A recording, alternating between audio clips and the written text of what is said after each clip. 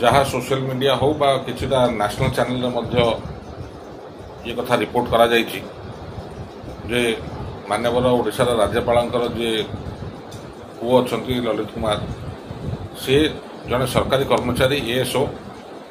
ताकू से गाली गुलज करने सह माड़ मारिया घटना सामना को आसी एवं अत्यंत दुखदायक घटना कि जड़े सरकारी कर्मचारी को राज्य जो सर्वोच्च पाहरे प्रथम नागरिक राज्यर राज्यपाल पुओ एभली आचरण कर गोटे सरकारी अफिसर को अत्यंत निंदनीय और दुखदायक। ये कथा ओडिशार माननीय मुख्यमंत्री होउचंती जीए विभाग मुख्यमंत्री एवं गृह विभाग मंत्री एवं से खुद मुख्यमंत्री निजे एवं निर्वाचन ठू आरंभ कर निर्वाचन पर्व पर्यंत बहुत कथा न्याय कथा कही आछंती साधारण लोगों कथा बुझे बोली कही आछंती। मोर आपण जरिया माननीय मुख्यमंत्री को निवेदन हम जेहेतु से गृह और जीए डिपार्टमेंट मंत्री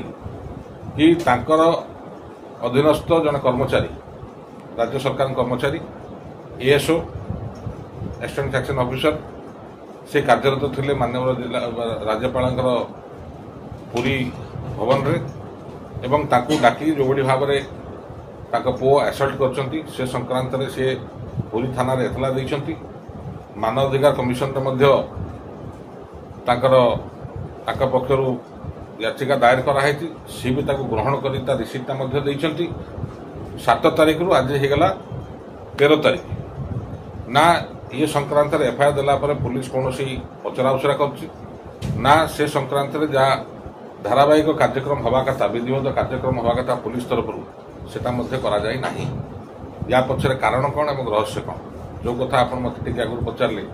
ब्राह्मण को माकड़ मागले दोष ना जदि राज्यपाल सुपुत्र जदि सरकारी कर्मचारी को यह भाव में दुर्व्यवहार करेंगे आक्रमण करेंगे मारधर करेंगे एवं ताकू जदि राज्य सरकार शास्ति दे पार ना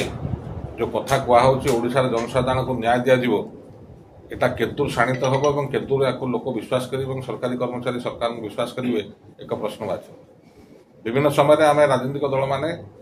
आम कर्मकर्ता माने ब्लॉक स्तर तो हो कि तहसिल हो कि जिला स्तर में अनेक समय सरकारी ऑफिसर सांगे तेरीमेरी होता है किंतु दृष्टांतमूलक भाव में जेबे भी एभली घटना घटी चाहे जिलापाल हूँ चाहे एसपी हूँ तत्कालीन मुख्यमंत्री हूँ सबु विहित कार्यानुष्ठान ग्रहण कर अद्यावधि सरकार ये घटनावली पर चुप कहीं एक सन्देह सृष्टि कर सरकार आचरण पर एक प्रश्नवाची सृष्टि कर जरिया माननीय मुख्यमंत्री निवेदन करी कि ये छोटिया कथा नुहे छोट कर्मचारी हो पारती किंतु कथाटे छोटिया नुहे तेणु ये जिनस को आखि आगे रखी कर्तृपक्ष पुरी एसपी को से हिसाब से निर्देश देवा दरकार डीजीपी ओडिशा निर्देश देवा दरकार ये विषय जहाँ कार्यानुष्ठान ग्रहण करा कथा ओडिशार जनसाधारण अपेक्षा करछंती कि कौन राज्य सरकार या विहित पदक्षेप नौछंती।